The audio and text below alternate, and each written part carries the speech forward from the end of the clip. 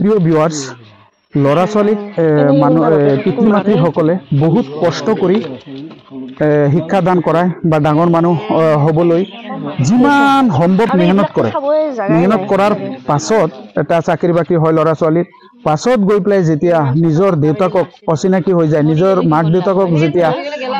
অসহায় মাক দেউতাকক অসন্মান কৰে অত্যাচাৰ কৰে সেইজন তেনেকুৱা কুলংগৰ ল'ৰা ছোৱালীসকলক শিক্ষা দিব লাগে আৰু শিক্ষা দিয়াৰ কাৰণে সামাজিক মাধ্যমে হৈছে একমাত্ৰ প্লেটফৰ্ম এই বৰ্তমান মই যেটো ভিডিও প্লে কৰি আছো যেটো ভিডিও আপোনালোকে দেখি আছে এই চাক এই ল'ৰাজনে প্ৰবাল দাস নামৰ গুৱাহাটীৰ ল'ৰাজনে তেখেতৰ দেউতাকক এনেকুৱা মাৰিছে চাক মানুহজনৰ হাতত কিমান দুখ পাইছে এই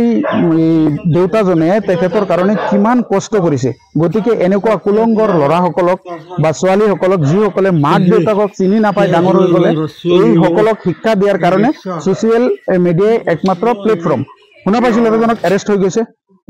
প্ৰবাল দাস গতিকে আপোনালোকক বিনম্ৰতাৰে এটা অনুৰোধ কৰিম যাতে ভিডিওটো বেছিকৈ শ্বেয়াৰ কৰি দিয়ে আৰু যাতে সকলো মানুহে ঘৰত যিসকল ল'ৰা ছোৱালীয়ে এনেকুৱা ল'ৰা ছোৱালীয়ে মাক দেউতাকক হাৰাশাস্তি কৰে সেইসকল হাৰাশাস্তিৰ ভিডিঅ' যাতে ছ'চিয়েল মিডিয়াত আপলোড কৰি দিয়ে তেনেহ'লে এনেকুৱা কৰিলে কি হ'ব আৰু দ্বিতীয় নেক্সট পৰ্যায়ত মানুহে তেনেকুৱা কৰিবলৈ 100 বাৰ ভাবিব লাগিব গতিকে ভিডিঅ'টো এটা শ্বেয়াৰ কৰি দিব যাতে মানুহে